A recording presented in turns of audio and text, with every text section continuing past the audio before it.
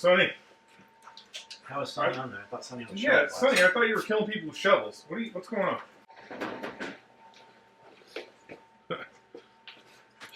Shovel. Yeah. It's not an uncommon idea for a weapon. The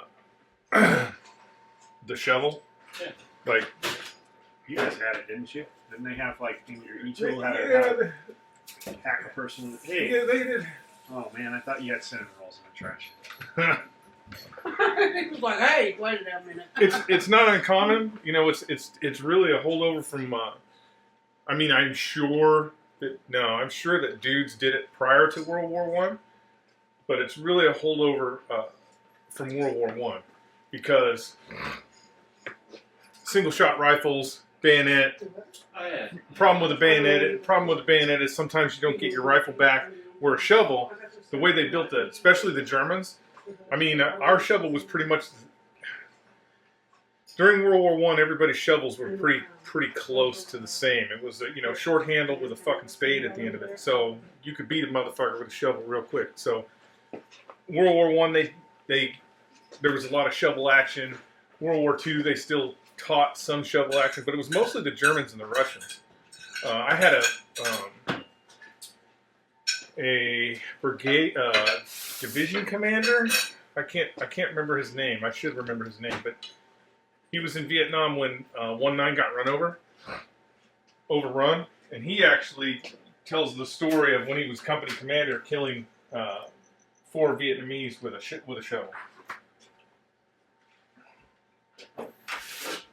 I didn't know he was fucking stumbling around which way he was going. Well, I didn't know where you were going. You're dancing and That's my frolicking fault. around over there. My fault. So, but the Russians, like, they turned the volume up on it, and they're still, they still teach shovel combat as where we don't really do it anymore because we don't have a solid shovel anymore. Ours folds down, so that could you whack a person with it? Yeah, you could. You could probably hit a couple people with it, but it's just going to fucking disintegrate. It won't disintegrate, but what it's going to happen is it's going to come unscrewed, and you're going to have this thing that's just fucking this wet noodle that you're swinging around at people. So we don't teach it that much. We don't teach it. I mean, even for us, the last official bayonet charge was in the Korean War, and yet we still issue bayonets. And I think the only time I ever did bayonet training was in boot camp. After that, you're not out there sticking straw dummies and shit because the fucking bayonet's this long. Yeah. Not like the good old days when we had 4-foot bayonets. Back in the good old days. The label was made. What about napkins, Bill? I sold them. I don't even half of this one. And the kids are like, "That's one." I'm like, "No, back in the real days, but this is half of one." That is the truth be told. That's why America was so great. When we talk about immigration, when we talk about the difference between immigration back in the 20s and 30s and all that back then, compared to the immigration now, they wanted to become Americans. They wanted to be Americans. So they learned the language, they learned the customs, they melded into the community. Today, that's not the case. Most of the immigrants that are coming, especially Middle Easterns, they're not here to integrate. They do not want to integrate into our society. They want to create their own enclaves. Go to Minnesota and see what the Somalis are doing in Minnesota. Same thing, you can go to San Diego. There's a very big Chaldean, which is Christian Iraqis. So they're Christians, but Christian Iraqis that we brought over because they were being persecuted. But if you go to El Cajon, California right now, it's not an American city anymore. It's an Iraqi city. All the signs are in Arabic. Yeah, they don't come here to be part of our country. They come here to, I don't know, live off the system. Make their own country. So I walk in, sit down at my computer, and there's porn. With everybody walking past the door. Like, there's been porn on my computer the whole time. I put in your Chinese bodysuit. Yeah. And it comes up with all this shit that's definitely not what we're looking for.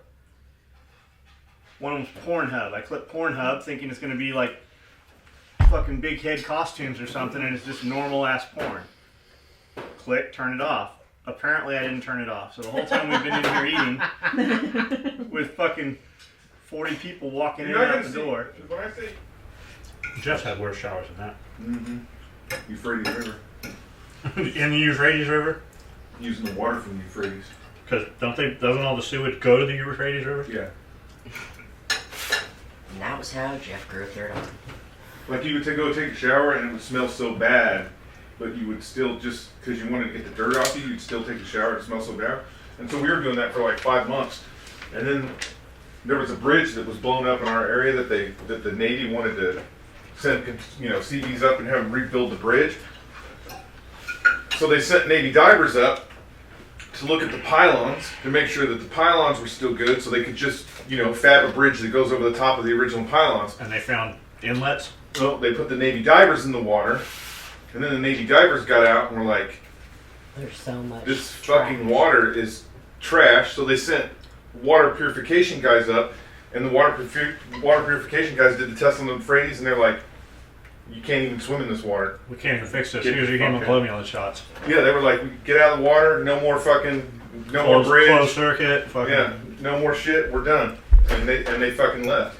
And we were still using the water for the showers. It's because Syria, because the Euphrates generates in Syria. And what people don't know a lot about Middle Eastern cultures is it's really only what's in their fence.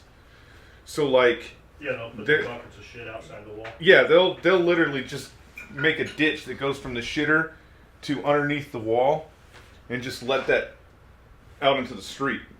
Once it's out in the street, it's not their problem anymore. So trash, anything like that, like they just throw trash over their walls. Well, it's the same thing with the Euphrates River. There's no EPA in Syria, and they put heavy metal, fucking whatever they want in the Euphrates, and it just rolls right into Iraq, and the Iraqis just drink that water. It's fucking pretty bad. In our area, I want to say it was $10 million making this fucking water purification plant. Right. And they made this water purification plant and finished it, up and running, fucking awesome. And the CO's like, we need to go check this out and, celebrate this thing that they made this water purification this plant for this village. So we go there, and it's a full modern, we spent hard-earned American dollars to make this damn thing. And they got water, they're piping water into the purification plant from the Euphrates River, and they're cleaning it and doing all the things they can. And so they're all, patting each other on the back, and I'm like, Just spraying on the desert. I'm just like, yeah, this is just, it's a typical bullshit. So I'm out walking around. I'm not even paying attention to what they're doing in the thing. And I'm walking around, and I end up out behind the water purification plant. And there's an open trough that's probably, 4 feet across, with water flowing On the outlet. with just a fucking swath of mosquitoes. Like, initially I thought they were all just sitting on the water, but just buzzing on the water because the water's not running fast enough to keep the mosquitoes off of it. So they're cleaning the water and then putting it into the dirty water and sending it out to everybody's house. Holy shit. Was it you? Some village, they built all these wells and stuff and pulled into town, and there was dudes shitting in the well? That was Somalia. So they had this, in Somalia, they had this big open field in front of our position. So it was a big open field, and there was a well. It was a dug well, but they didn't. Did you dig it or something? Well, I think the Somalis initially dug it, but it was just a hole in the ground. And so every day you would see the ladies go, and they would fucking get their water out of this hole in the ground, and they would go. But in this big open field, people would just walk around and shit. Like, you'd watch them. They would fucking walk over by the... They wouldn't shit in the well, but they would be like right here, and they would take a shit, and then they would fucking go get a cup of water out of the fucking well. And so they were doing this. Well, the Germans are like, oh man, this is terrible. You know, they just don't have the ability to do this. So the Germans went out, redug the entire well, put a brick foundation around it, did the whole thing like Little House on the Prairie. So there was a bucket. The first thing they did was the Somalis did is they stole the bucket. So the bucket was gone. And so people are still bringing their buckets. And then we're watching this thing, and dudes are walking over and sitting on the bricks and shitting into the well. What's the logic? Because they're fucking idiots. They're goddamn... Here's the truth. They're fucking savages. So if you fly over Somalia, Somalia used to be like the French Riviera. So the French controlled Somalia. And it was like the French Riviera. If you fly over Somalia, it looks like probably any old European modern city, meaning all the houses are made out of fucking concrete and brick. Every house has a swimming pool in the backyard. I mean, the city of Mogadishu was absolutely gorgeous at one time when colonists were over there cracking the whip. It was actually a beautiful place. Now, or while we were there, they would literally, you would be on post, and there's this villa, this beautiful villa with nobody in it, completely empty. And in the street, there would be 42 thatched houses made out of sticks that were no bigger than a small tent. That's what they'd be living in. So when they were shitting that well, People were still going and getting water. Did they know, you think? I think they just didn't. It was just one of those things where they were like, whatever. I gotta get water. But yeah, savages. Pure savages.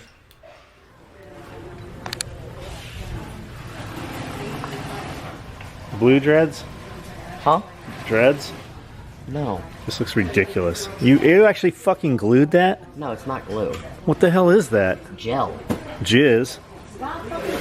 Do you see this shit? It's like he put Elmer glue in there trying to make a turtle shell. That's what that is.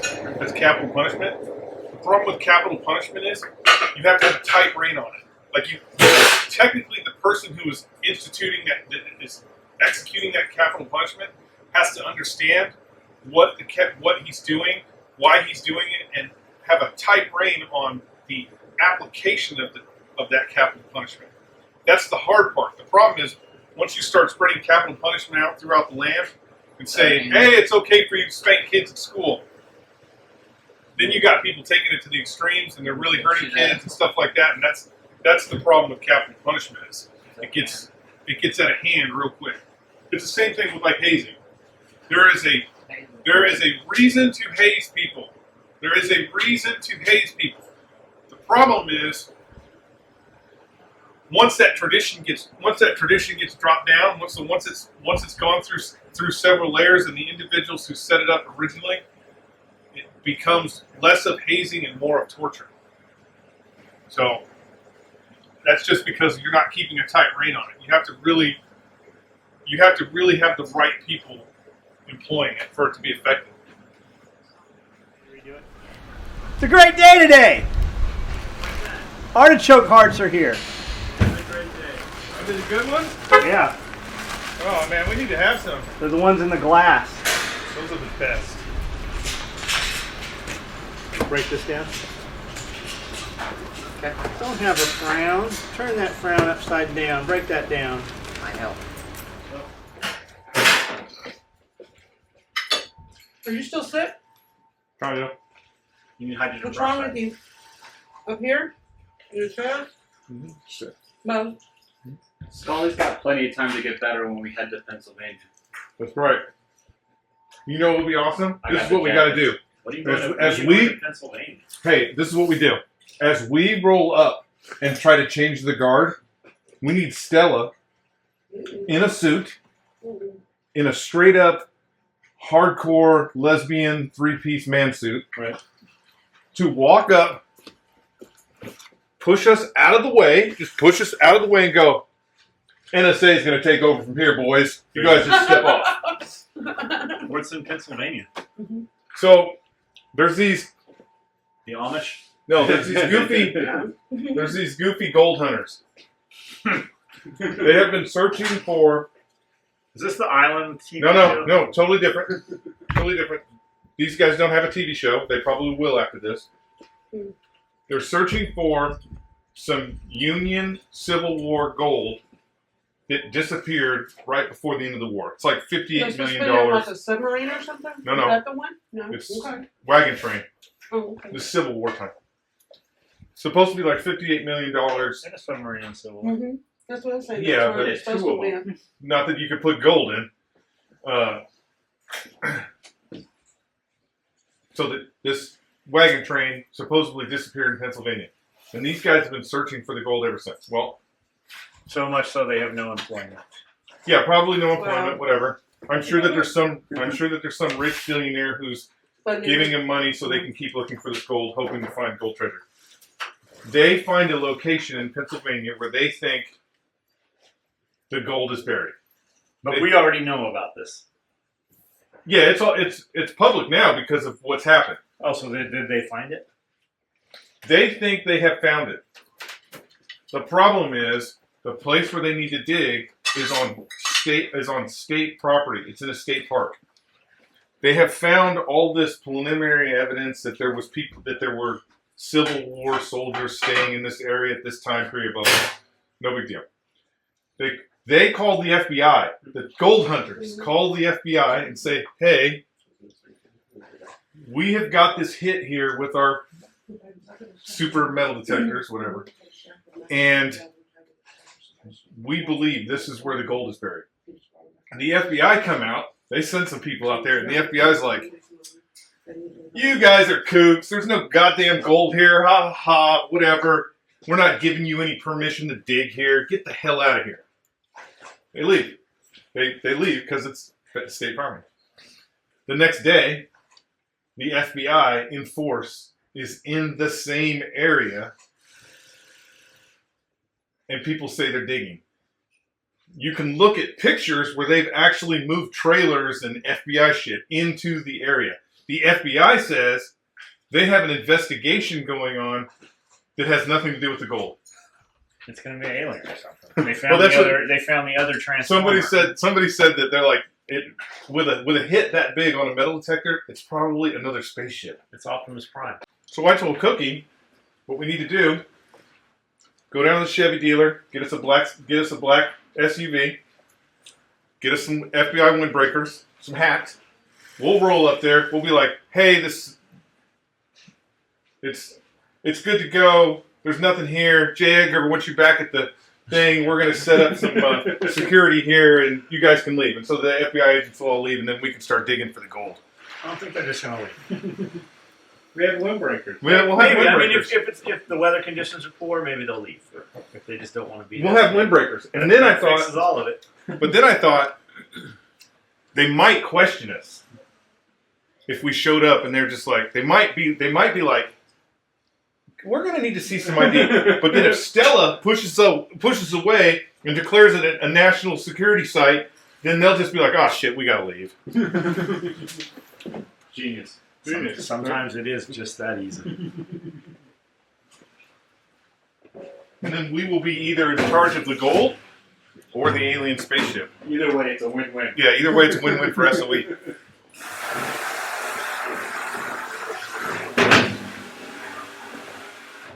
The only thing that would be cooler than finding a bunch of Civil War gold is watching John in the parking lot doing donuts in an alien spaceship. Yeah.